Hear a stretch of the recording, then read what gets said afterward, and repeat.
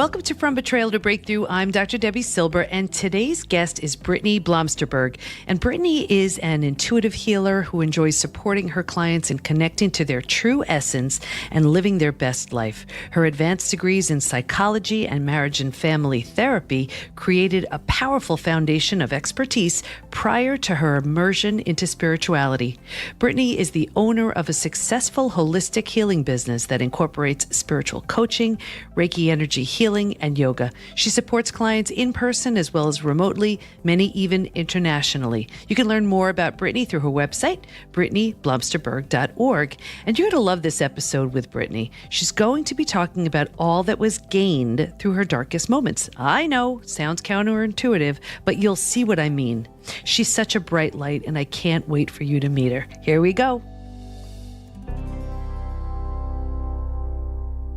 I am so excited to have Brittany Blomsterberg with us today. I saw her picture, and I have to tell you, just even looking at her, she is such a bright light between her experience, her expertise. I'm just so excited for our chat today. So welcome, Brittany. Hi, Debbie. Thank you so much for having me. I'm so delighted to be here. You know, what I love about even the title of this episode is Falling in Love with Our Darkness. And normally your response is, fall in love with darkness? What? Why in the world would I do that? But I know you have a personal story, and let's just get started there. Sure. So personal story, you mean around betrayal and that experience for me? Yeah. So for me, one of my biggest impacting moments of my life was realizing that I was in an extremely emotionally abusive relationship. This is in my mid-20s, and I was simultaneously going to school for marriage and family therapy. I had a bachelor's in psychology, and yet I still found myself in this relationship. And throughout the relationship, it was very confusing, and I was believing that something was wrong with me, and I was unsure as to what to do about the situation and where to go. And I found myself repeatedly feeling horrible about myself, and there was definitely cheating going on and putting me down and just really heightening those insecurities. And it started from the very beginning, and we can go into red flags later if you want. But during the situation, I knew something was off, like energetically, I could feel it, but I didn't have the language and I didn't understand exactly what that was. But, you know, constant put downs and telling me that he's putting me down in front of other people because he doesn't want other people to see how great I am. And in my mind at the time, I was really empathetic and understanding as a more of a therapist mindset. So I was thinking, oh, well, I'm so happy that he's being so honest with me, not really taking into account how that affects me as a person, and that I am in this situation with this person that's making me feel about 5 feet tall. And I just started to lose myself through there, and I felt very trapped, and I didn't really realize what was going on until I found myself crying on the bathroom floor. And I'd had a conversation with my dad, and he had said the word abuse. And I was like, no. You know, I kind of shrugged it off. This isn't abusive. I don't know what you're talking about. But that little tiny word just started to permeate, and I started to really think about it. And I started to look at all the dots and connect them. And I knew the cycle of abuse, and it started to make sense. So that's when I realized that this is an abusive relationship and I need to get out of it. And how long from the time you recognized this as some form of abuse till the time you got out of it? What was the time frame there? Too long. That's what we always hear. Right. You know, that's what's interesting too, is that I realized that it was abusive, but being in a situation where you are so integrated with this other person and your mind is definitely a mind shift there. So it took me probably another year. I did try leaving him once, and then I got back together with him thinking, oh, I can open the door and I can be friends. He's having a hard time. He's crying and upset. And so I ended up going back with him. And it took me another 6 months after I got back together with him to finally leave and shut that door completely. So I would say about a year. And you know, Brittany, what's so interesting about what you're saying is it's not unique. This is what I hear all the time, where we know something, it just doesn't feel right, but we're so enmeshed in this relationship and we've lost ourselves to some extent that we've completely shut down our intuition. And, you know, our intuition may be trying to get our attention, saying, hey, this isn't right. You deserve better. You know, this is not in your best interest. But we really turn that down, and it takes a while. And I think it's because we believe, you know, so much in the other person, and we believe in the goodness in people, and we make excuses or rationalizations or whatever it is. But it does take that amount of time, almost like to get out from underneath the water and say, hey, you know what? I can think a little bit more clearly, see a little bit more clearly. This is not in my best interest. So what happened then? I mean, I think you nailed it. It definitely, there is an enmeshment there, and it's an identity. You know, like losing your identity. And if you start to become one with this other person who doesn't have your best interest, you know, you can get very easily lost. So my rock bottom, I felt, was when I was sitting there and I started thinking of what I value. And one of the things that I value is trust. And it's interesting because I definitely wasn't trusting myself in this situation for a long time. But at least in a relationship, I had some framework from my studies and from my experience as a therapist. And as I was in it, I was thinking, you know, if there's no trust in this relationship, then we don't have a relationship. This is something that I was realizing that we're never going to have. I'm never going to trust him. So why am I here? And that question and that switch was what allowed me to finally leave, along with some very heavy duty support from my stepmom, from my family, my mom, my dad. I luckily have a really close-knit family. And that's what was interesting too, is that for someone so close, or with my family being so close with me, and them feeling uncomfortable with him should have, you know, also been a sign for me. But at least, you know, I say should have, and I do trust that it's exactly how it was supposed to be. And I'm grateful for them and for their insight and for sharing that with me over and over again until I finally got it. And then being there for me when I needed them the most. Yeah. And I want to just touch on two things that you said, trust and support. And when it comes to betrayal, there's this, trust is such a gigantic piece of this, because when we're betrayed, it's never from people we don't know. It's from people we're the closest to. So we don't trust, obviously, we don't trust our betrayer. And so often we lose trust in ourselves, because here we are, we're like, well, I'm this bright person. How did I not know this, see this, understand this, get out of this, whatever. So we don't even trust ourselves. And it's interesting, in the study that I did on how women experience betrayal, this was the moment where we don't trust our betrayer, we don't trust ourselves. One of the ways to rebuilding trust was, you can't instantly trust a betrayer again or ourselves. This is where I saw so many participants, and this was the case with me too, really moving towards spirituality or something bigger, where it's like, okay, well, at least I can trust in God, the universe, source, whatever. And it was a way to dip their toe into trust again. And how did you start trusting again? What was the process for you? That's a really great question. During that experience with him, I had started to feel like something was missing. I mean, aside from everything that was going on in the relationship itself, just personally. And I started to really get interested in spirituality and religion and theology. And I had never really been exposed to that much growing up. So I didn't have a great framework for it. And I just decided, you know, I really love to learn. I'm just going to delve. So I bought as many books as I possibly could on every single religion and spirituality that you can imagine, and just started reading and started talking to people in that field.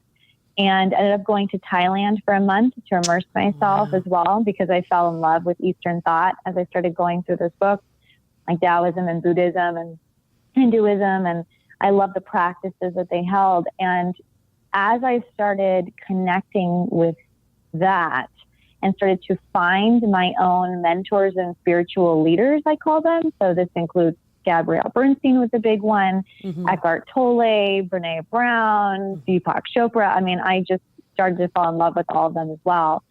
And as that grew and my practices grew around spirituality, because for me, that's a big component of it. It wasn't just a belief.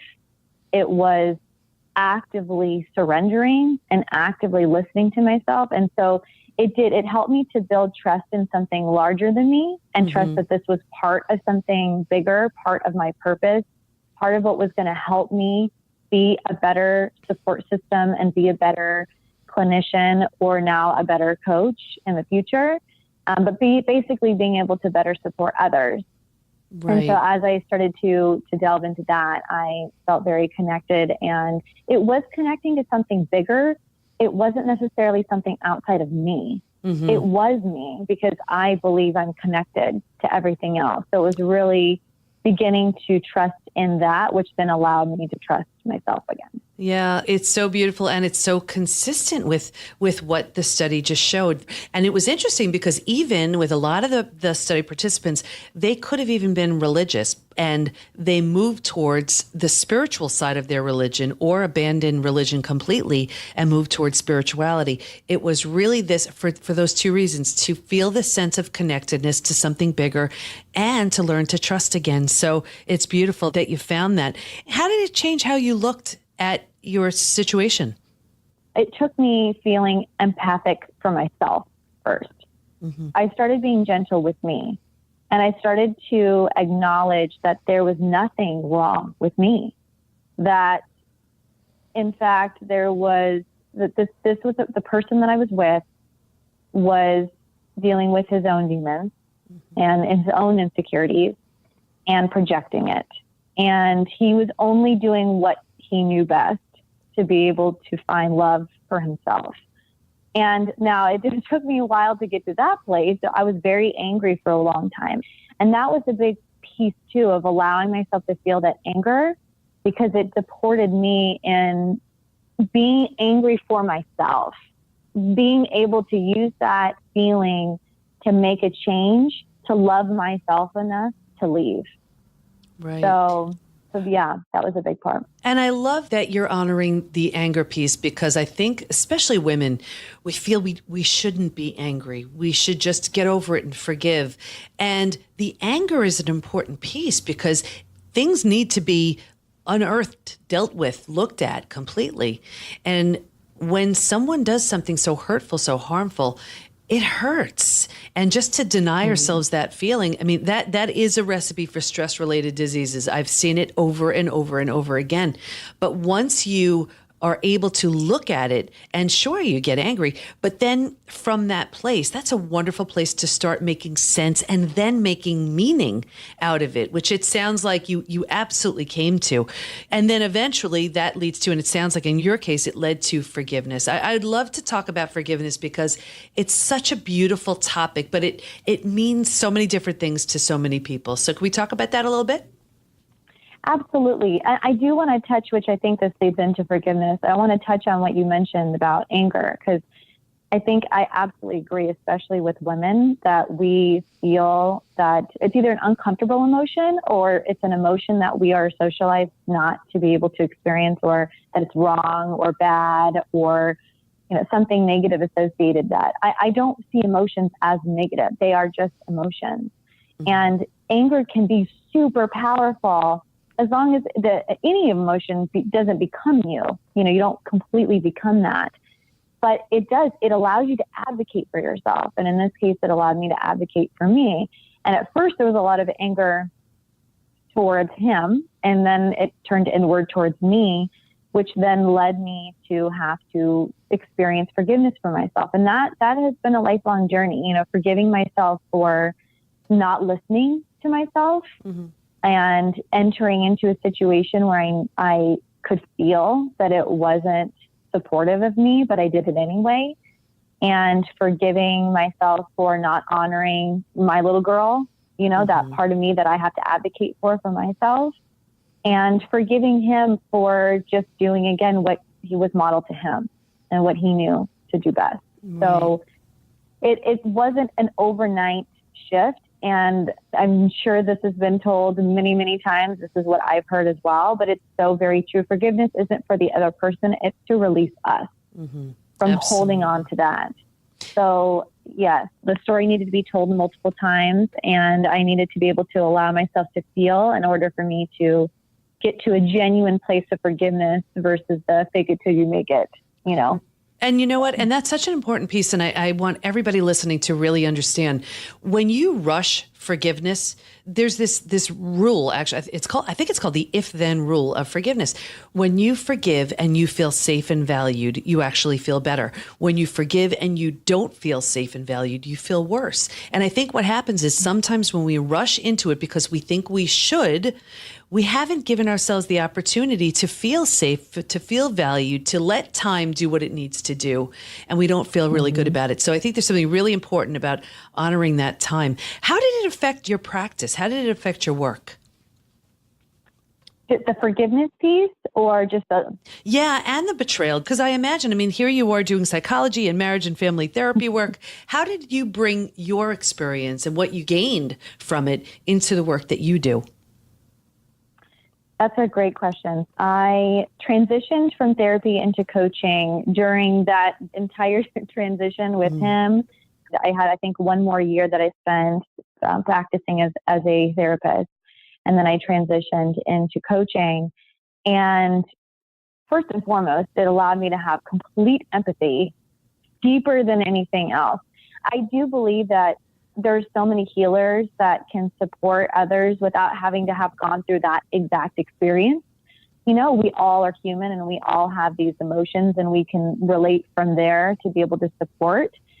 And I do believe that this particular situation helped me so much in being able to support others in the abuse cycle, especially women who feel like they're extremely strong and intellectual, and how can I get here? How did this happen?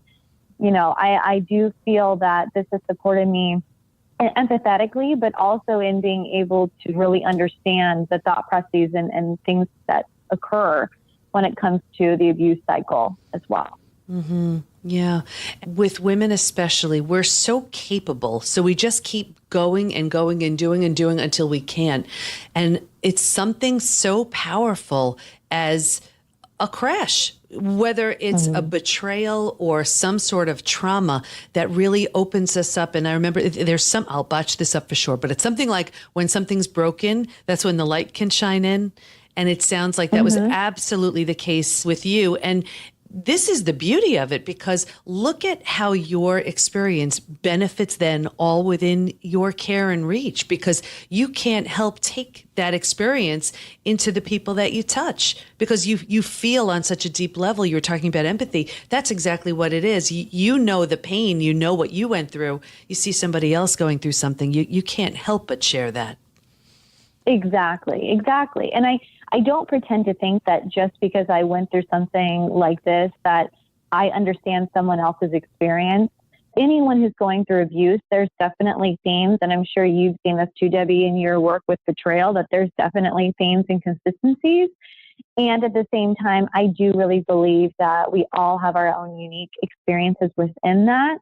So I do like to hold space for everyone to be able to have their story and their part of it, you know, that may be different than mine, but I can relate to them on that, you know, betrayal and forgiveness and sadness and hurt and the pain that you go through when you experience a trauma like that. Yeah, absolutely. Brittany, what do you want to make sure everybody knows before we wrap up? One, it's so important to listen to your intuition. You know, in hindsight, it's much easier to go back and say, okay, this was absolutely right in my face, not supportive of me. And sometimes it's not. A lot of times the abuse starts gradually and you don't realize it till you're in it. And mine was a little bit of both, but I like to support people in this process. But I do believe we all have an intuitive component that we can tap into, and it looks different for other people. You know, some get to experience it, you know, they feel like gut feeling. Trust that, listen to that. Even if it doesn't make sense, even if you can't rationalize it in that moment, there is a reason that you are feeling that way. And same goes for emotions. if you're feeling an emotion, if you're feeling anger or sadness or something going on and it feels off, whether that's, again, energetically or emotionally, to me, that is like in a check engine light that's coming on in your car. That was shared to me by a friend, and I love that metaphor. Mm-hmm. It's a check engine light. It's telling you something that you need to pay attention to support your entire system. So listen to it, check in with it, be curious about it. Don't avoid it. Don't be mad at it. Don't disregard it.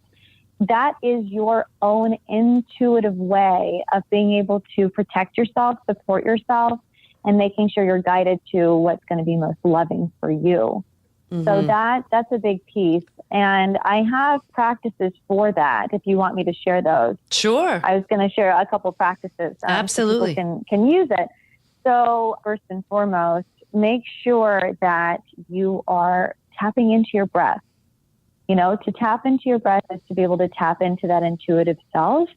So even if you just stopped and take, 5 conscious breaths before you get in the car or on your way to work, or you don't have to have this full-on 10-minute meditation, but something where you can, close your eyes, so maybe not while you're driving, and put your hand on your heart and connect with yourself. And from that space, you can ask yourself anything. What would be most supportive of me in this moment? What is my intuition trying to tell me? Ask yourself leading questions that guide you in the direction that you want to go. And I also recommend as well, if you like to journal, journaling is always supportive. So take the time, before I say this entire podcast, the title of this, right, was Falling in Love with Our Darkness. Mm-hmm.